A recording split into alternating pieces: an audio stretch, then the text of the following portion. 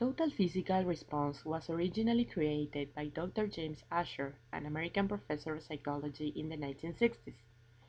TPR is based upon the theory that the memory is enhanced through association with physical movement and the way that very young children learn their mother tongue.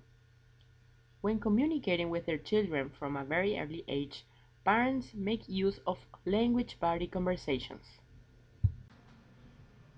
This is children respond physically to their parents' commands. The parent might say, "Give me the ball," and put it down, and the child will perform nearly at once. These conversations continue for many months before the child actually starts to speak itself. Even though it can speak during this time, the child is taking in all of the language, the sounds and the patterns. Eventually, when it has decoded enough, the child reproduces the language quite spontaneously. TPR, as an approach to teaching a second language, attempts to mirror this effect in the language classroom. TPR is a method of teaching language using physical movement to react to verbal input in order to reduce student inhibitions and lower their affective filter. It allows students to react to language without thinking too much, facilitates long-term retention, and reduces students' anxiety and stress. What's so good about TPR anyway? First, it is easy to implement. It requires no translation or L1 support. It can help students and teachers make the transition to another language environment. There is no disadvantage for academically weaker students. TPR does not depend on left-brain academic skills. This gives all students a chance to shine in a new environment. TPR requires an instant reaction.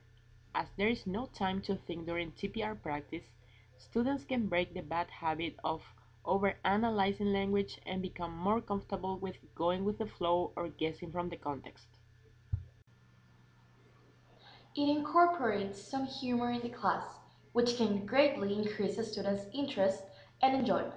TPR reduces pressure and stress for students, resulting in increased confidence and a lowering of the affective filter. TPR results in a long-term retention of language items, and the constant repetition and recycling involved reinforces this, leading to a magic learning experience. Skillful use of TPR allows teachers to drill language targets repeatedly without losing students' interest. Students are not forced to repeat the commands or otherwise speak until are ready. Although the advantages are obvious, there appear to be a few potential drawbacks in using Asher's method. One of them is the teaching of words that represent abstract concepts. Another possible difficulty is the lack of intrinsic sequencing. The method itself does not call for it. Also, TPR seems to be especially effective in the beginning levels of language proficiency, but it loses its distinctiveness as learners advance in their competence. Another limitation lies in the language input, which is, in essence, restricted to imperatives. From a mere practical point of view, it is highly unlikely to maintain a lesson only on commands and physical responses for more than a few minutes, since the activity might become repetitious for the learners. This is why Dr. Asher himself suggested that TPR should be used in association with other methods and techniques.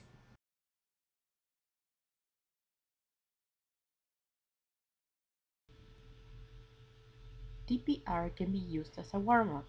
Taking 5 minutes at the beginning of each class to do a TPR-style warm-up would be an easy way to introduce TPR to your classes. By using TPR to pre-teach the language that students will encounter in future lessons, you can reduce the difficulty of those lessons.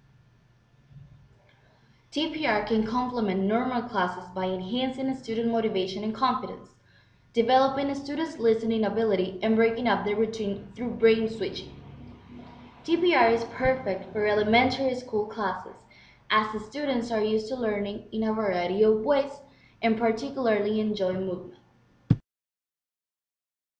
In a language class, TPR can be used to successfully teach and practice vocabulary connected with actions, tenses, classroom language, imperatives or instructions, and storytelling.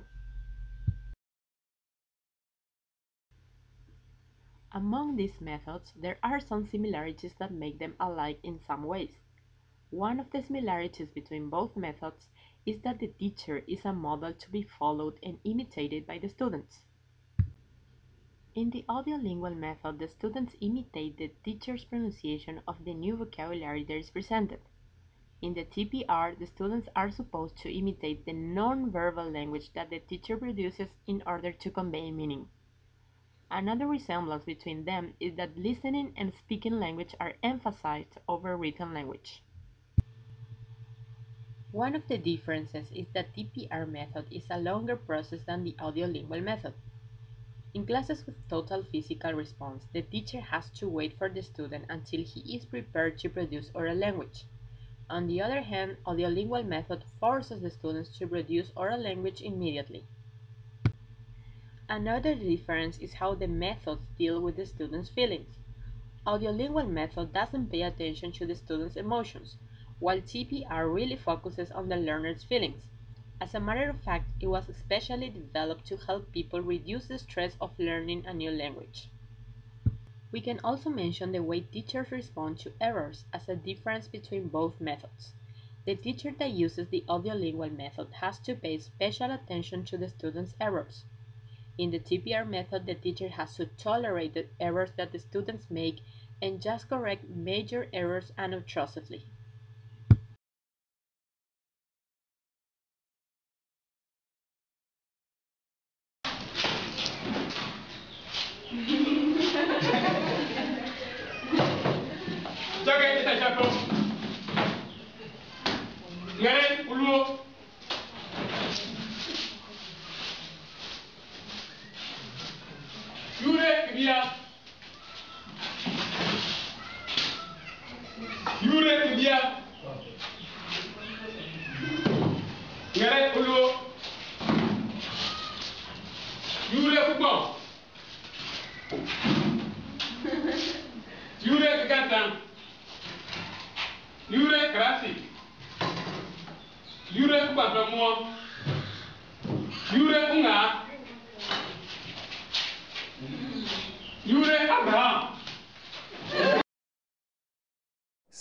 Ça c'est la tête. Tout ça, c'est la tête. Par exemple, Marie-Antoinette, on lui a coupé la tête. C'était triste, mais ça, tout ça, ça c'est la tête, ok? Et la tête, j'ai une grosse tête, mais la tête est composée de beaucoup de parties. Et une des parties, c'est le nez. Ça, c'est le nez. Cyrano de Bergerac, il avait un long nez. C'est un très long. Mais ça, c'est le nez. Ça, c'est le nez.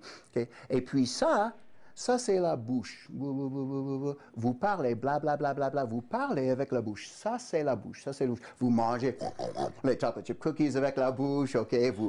Vous avez les dents dans la bouche. Ça, c'est la bouche, ok? Il y a certaines personnes qui ont une grande bouche, blablabla, bla, bla, bla, et d'autres personnes avec des petites bouches. Alors, vous avez la bouche, la tête et le nez. Alors ça, c'est le doigt, et on va indiquer, par exemple, indiquer frère Bateman, indiquer le professeur, indiquer l'appareil, indiquer.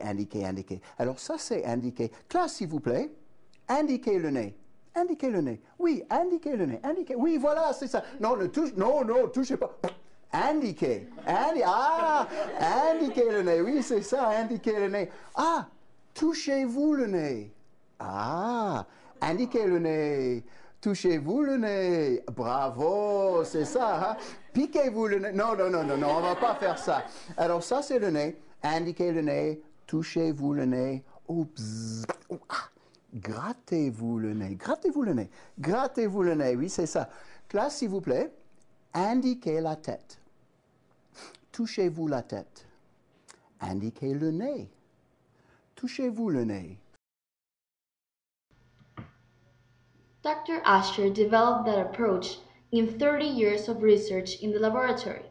This research has resulted in TPR being used successfully in thousands of classrooms, with children and adults learning languages such as English, Spanish, French, German, Chinese, Korean, Japanese, Arabic, Hebrew, and even the sign language of the deaf.